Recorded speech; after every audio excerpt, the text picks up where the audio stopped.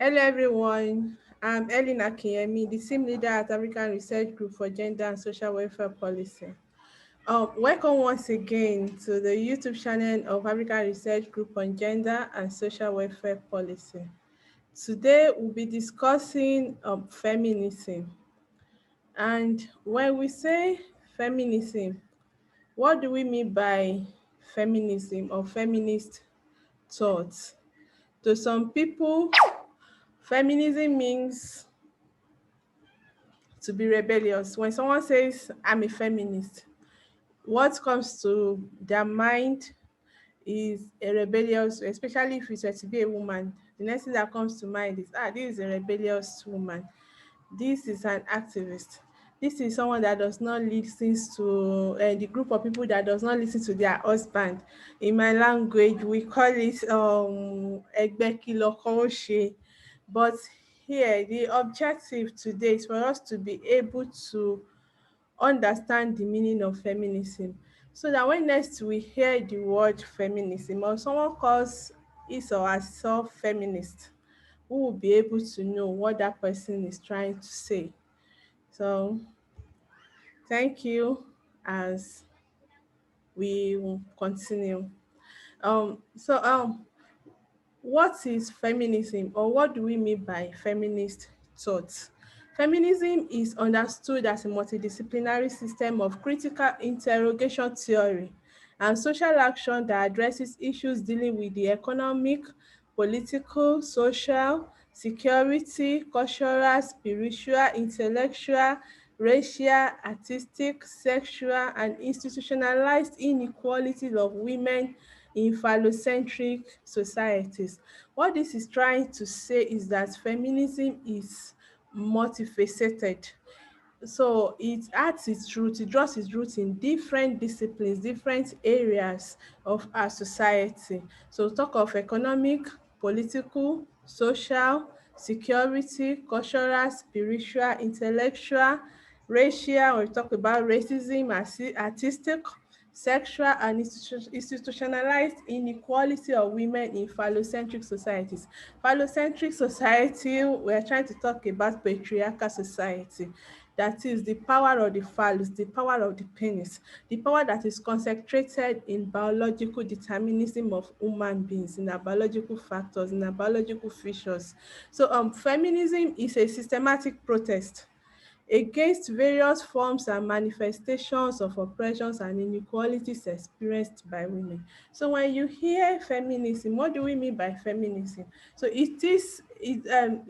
so being a feminist does not mean that you are a rebellious person, a rebellious woman or men that is speaking against the world order, that does not want things to go the way the God has arranged it and ordained it, like the way people usually see what the theory they usually use to back it up, spiritual theory. Like, it has been so. That is how God wanted it. That was how God made it. God made God created men and women to be their subordinates. Women are supposed to respect their husband. They are supposed to be subsumed under their husband. And all these gender hierarchies that we profess, they are products of gender norms, societal values, institutional values, and all this because of the biological feature of a wom of females. Then we created an object called women from these biological features and the societal values, the cultural, the religious values associated with these biological features. We created women, and by creating these women, women was now we created in a hierarchical order in which men is now above the women. And this shouldn't be so. That is what feminism is trying to say, that the fate of women, their access to opportunities and resources, should not be determined by their biological features or by the hierarchies created by our social norms, by gender norms in our society. So now when we say feminism, so what I'm trying to say is just a system, it is a systematic protest against various forms and manifestations of oppressions and inequalities expressed by women. And what does feminism does? It mobilizes a consolidation of socio-political movements that focuses on issues such as domestic violence, sexual violence, equal pay, when we talk about gender segregation in remunerations, then gender-based discrimination, that is discrimination on the basis of your gender. Because you are a female, you are not supposed to do this, you are not supposed to do that. There are certain levels that you cannot reach in your profession because you are a female. And also all those things are gender-based discrimination. There are discriminations that are based on the that are based on the basis of one's gender, either being male or female, and also sexual harassment. So feminism constitutes a critical discourse that explores the arena of objectification, what they are trying to say is that objectification of women. Once some people to them, once they see a woman, what they see is a slut, a harlot, a prostitute. Or some people, once they see a woman, what they see is a mother, that her place is in the private space. She is not supposed to be a leader. They do not they when they see a woman, they do not see leadership features in her. What they see in her is that cook in the kitchen, is a laundry, that woman washing clothes, doing house chores.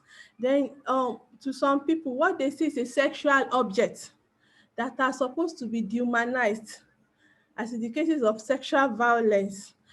So also they also look at the arena of dehumanization, stereotyping, as in the case of, okay, this one is very common with advertisements, all these products advertisement that we usually see on the TVs. For example, whenever they want to advertise ipo, you see women washing clothes of their children that are already dirty. It is women that you will see them. And whenever they want to advertise maggi, that is seasoning for cooking, the people you see there is women in the kitchen cooking jollof rice, cooking soup, or in a cooking competition. You don't usually see the male counterparts in such places. And excuse me, and when you look at and when we and let's look at it critically, the best shelves in the world are males. Why? Because being a shelf in that category has economic value. So, and stereotyping in a way that whenever they want to advertise the use of toilet cleaners and all that, you see women washing the toilet, scrubbing it and all that. That is the area that they believe is our own space, that we are most suitable for. And also victimization of women on the basis of their gender, which is usually shadowed by patriarchy under the mask of normalcy. All dis patriarchy under the mask of normalcy, because they do all dis under the mask of normal, that is a normal thing. It follows the word order, how God has put it. Women are supposed to be responsible for reproductive roles at home, nurturing children, because they are the one that carries the baby in their womb, they are the one that gives birth to the baby, they are the one that have breast. So everything pertaining to reproductive roles should be women's job. It's their own space, it's their own place. So we see normalcy in all these things, and in gender hierarchies at home, father is the head, mother is the second in command, and children follows. And whatever your husband says, you obey, you don't argue with your husband. When your husband is talking, you don't talk, or even generally when men are talking, women don't talk. So to some people, especially in Africa setting, you see, they'll say, okay, and okay, example is all traditional wedding ceremonies. They'll say, okay, go and feed your husband. So what is expected of you is to kneel down with your tool or your nails, the tool. Then you give your food to your husband, present the food to your husband takes it and eats, kisses you, then helps you to stand on your feet. That is what is expected of you. That is the relationship they're expecting of you as husband and wife. That is, the man is the head, you are the woman, because of what? Because of your biological features. that and sociological characteristics that combine together and objectified as a woman. So and so on feminism, therefore feminism analyzes women oppression beyond the physical. So the oppression to the according to the feminist, the oppression of women is beyond the physical, beyond what we see, beyond physical humiliation, domestic violence, beating and all that. But there are some that are psychological. There are some oppressions that are psychological, and there are some that are even systematic, that had been institutionalized, like glass ceilings that women faces in their respective areas of work, their professions, their careers. There are some certain professions in Nigeria that women cannot be the leader, women cannot get to the highest position. There are some certain places that are not expected of women to even be there. Why? Because you are a woman. So, and due to this, they realize that gender-based violence have multiple incarnations, including discursive violence. So when you now talk of feminism, which area do they actually focuses on? So feminism focuses on emancipation of women worldwide, that is empowering women worldwide to change the status quo. Then feminism could therefore, as a result of this, feminism could therefore be defined as a recognition and critique of male supremacy combined with efforts to change it. So now they have recognized the male supremacy. They have recognized that in our society there is gender hierarchy. There is a hierarchical relationship between male and female. So as a result of this, now feminism is about making efforts to change it, to change the status quo of women, to change the position of women in a way that they could bring about equality or equity in the relationship between male and female in the society.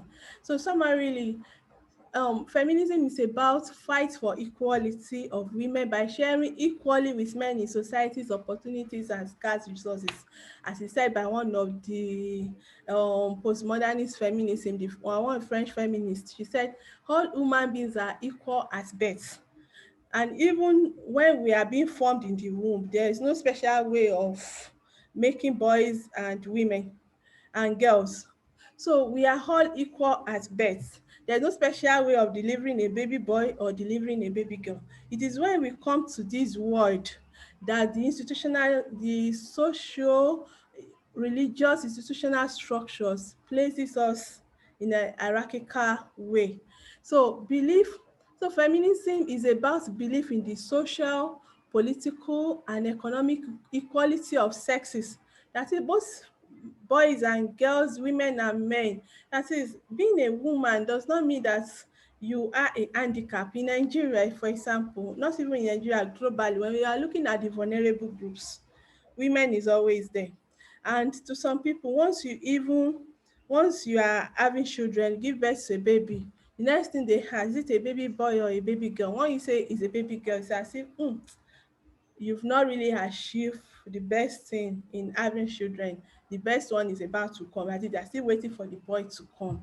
So it's about is the belief in the social, political, and economic equality of sexes. That is, both sexes, male and female, boys and girls, women and men, having equal access to opportunities, to scarce resources, and the movement organized, and it is a movement that is organized around this belief, that is attainment of equality in the public space. So it is to demonstrate the importance of women, that women are important. Our qualities, our efforts, then being a woman does not mean that you are a handicap, or that you cannot do what male can do outside there, or that the public space is not meant for you, or that when men are talking, you should not talk because you are a woman. No. So it is to show that historically women have been subordinate to men, and it is to bring about gender equity in our society. So there had been criticisms on feminism, on feminist theory.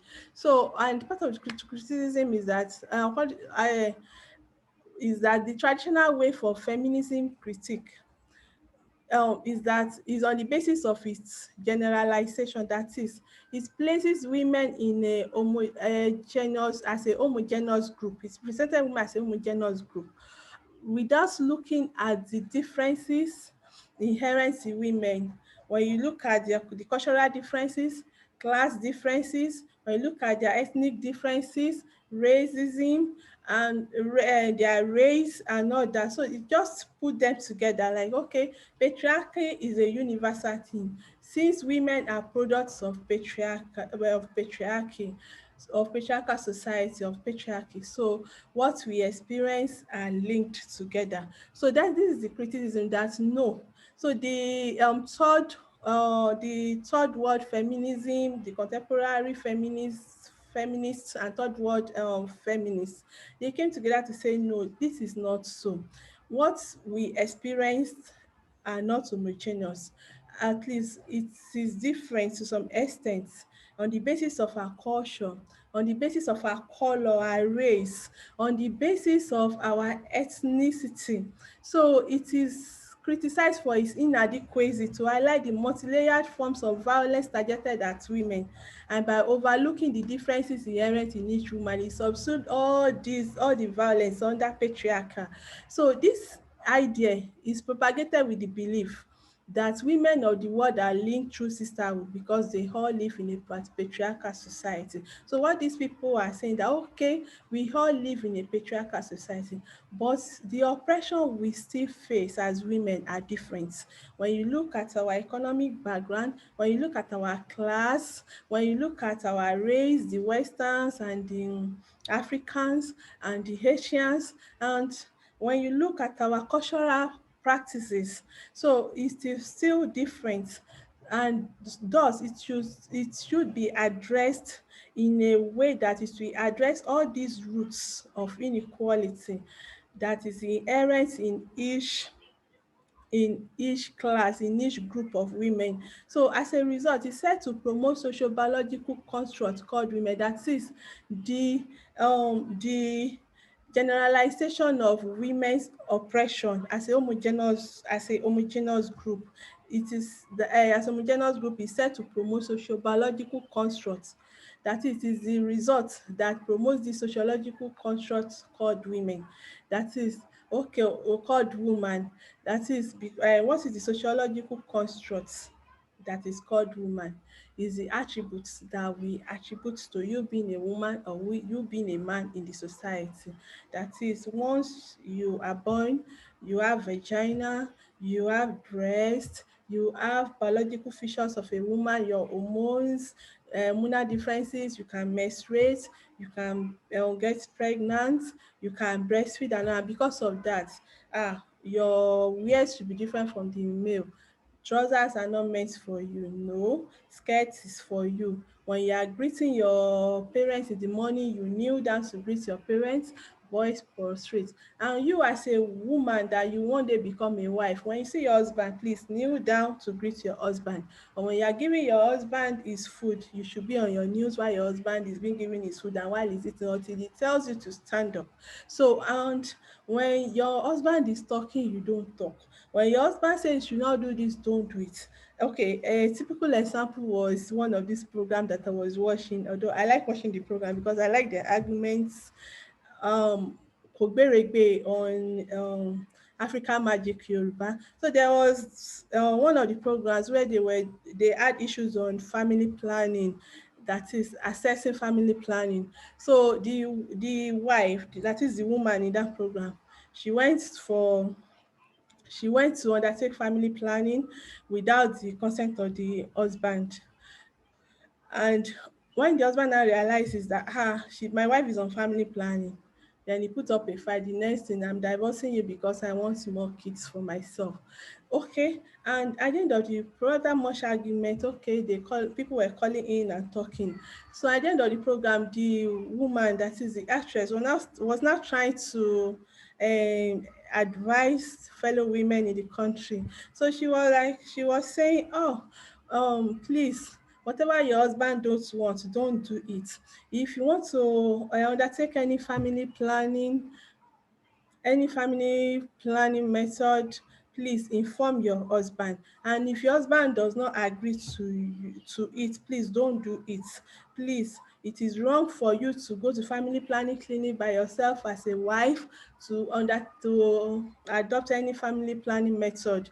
It is wrong. It should be based on your husband's decision. It is whatever your husband says that you should do, because he's the man, he's the one that owns you, he's the one that could determine the number of children that you could have. You as a woman, you have no say to determine whatever the number of children that you could have. No. I was like, Jesus Christ. And this is an advice. So you're like, okay, so it should. So what feminism is trying to say is that it shouldn't be so. We are not saying that women should become rebels in their matrimonial home. No. And this fight for equality and equity in the society that we are talking of is not, we are not even professing that it should be in a conflictual manner. No, we are not saying that it should be in a conflictual manner. We still need the understanding of men to achieve all this, to achieve equality. So what we are trying to say, that you as a woman, you have the right to family planning, and you have the right to decide the method that you want when you visit the hospital. Okay, it is also right as a married woman to inform your husband about it. But what if in a situation that you have a husband who is not even understanding at all, who does not even succumb to your own wills, or who does not even put your interests at heart, who does not even care about your health, about other factors that is bothering you, that is even making you to undertake this family planning, to consider it. What if you have a husband that does not even understand what is meant by family planning? I've undertook some field works with some NGOs on family planning, on abortion and all that. And when you look at it, the abortion rate in Nigeria is high, especially among the married women. And it's these same men that we're talking of that will take their wives to clinics for abortion, to commit abortion.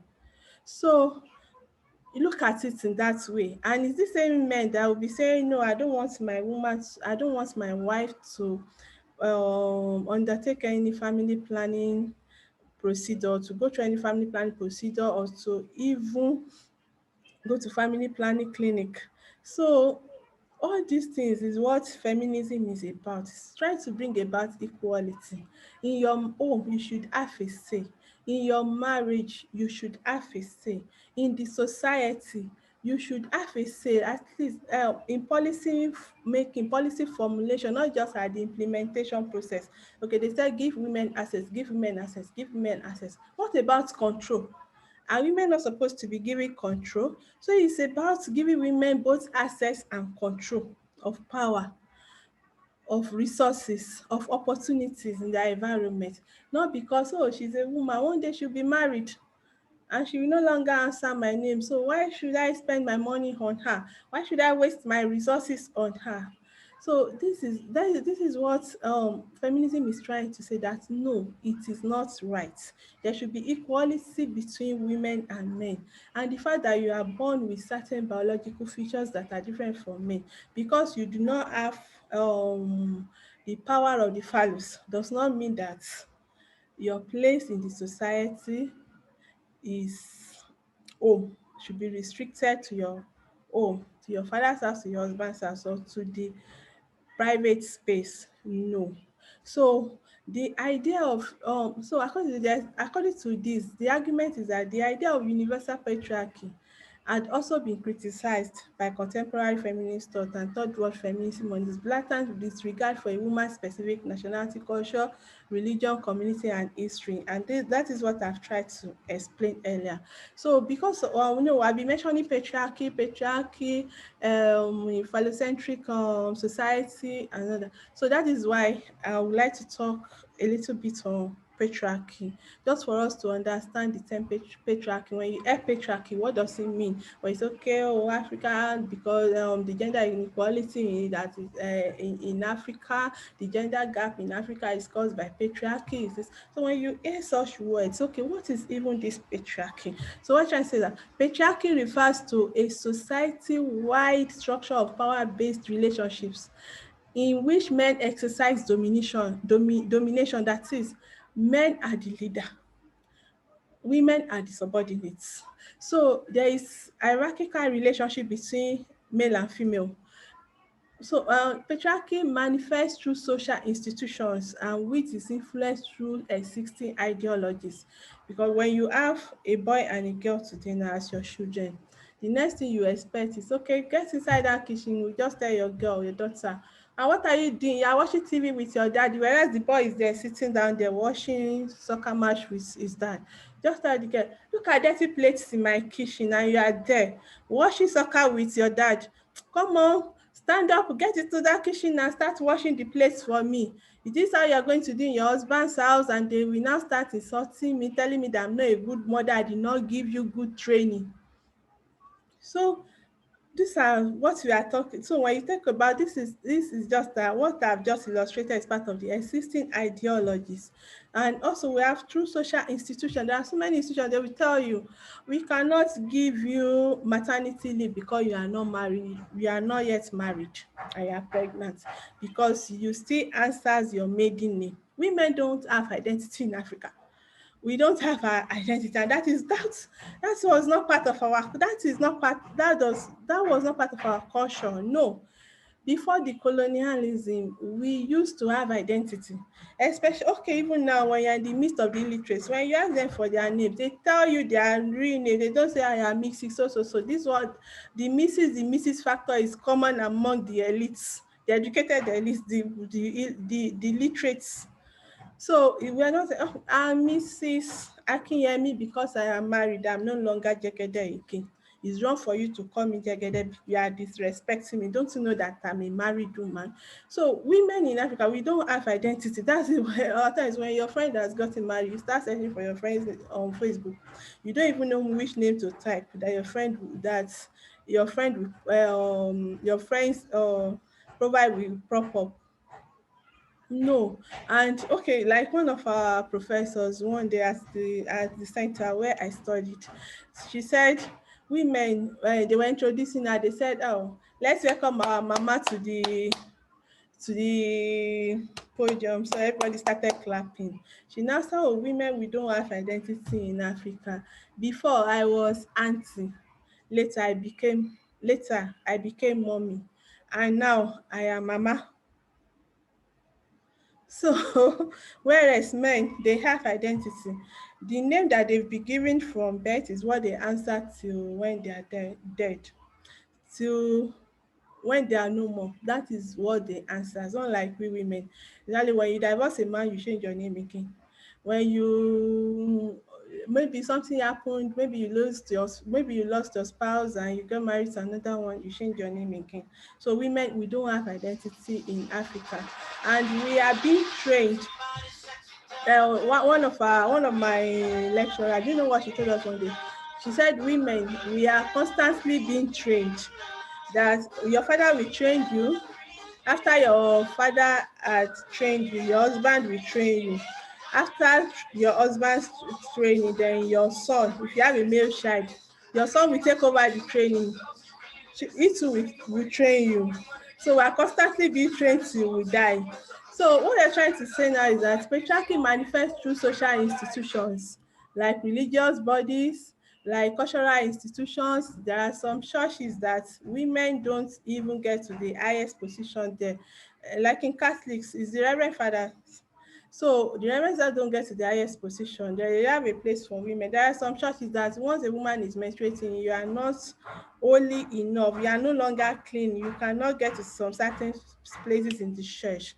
So and according to Kate Millet's observation, I will round my explanation of patriarchy with Kate Millet's observation in her study on sexual politics, which she conducted in 1970. So she said, the military industry, technology, universities, science, political office and finance. In short, every avenue of power within the society, including the coercive force of the police, is entirely in male hands. So where now do you expect women to exercise their power? So that's why you have feminists. That's why you have feminists. That's why you have feminists. So to fight for the equal rights of women in the society, of women and men in the society, to fight for gender equality and equity, so that women will not be relegated to the lowest level in the society. So yeah, I just put patriarchy, power of the phallus. So and I would like to say this to our mommy, Ngozi Okonjo-Iweala. Congratulations on your new appointment as the Director General of World Trade Organization and for breaking the glass ceiling as always. So here, I just put some feminist theories for us to know. Liberal feminism, they are regarded as reformers. Radical feminism are regarded as revolutionaries. We have psychoanalytic feminism, Marxist feminism, socialist feminism, postmodern feminism, so that post-colonial feminism, third world feminism, we also have black feminism. So for further understanding on this, comprehensive understanding on these theories and even the concept feminism, please kindly read Feminist Thoughts by Rosemary Tongue. And if you need document sharing, maybe you want us to share the document with us, please indicate by sending interested to the email address of the research group of African Research Group on Gender and Social Welfare Policies. Thank you.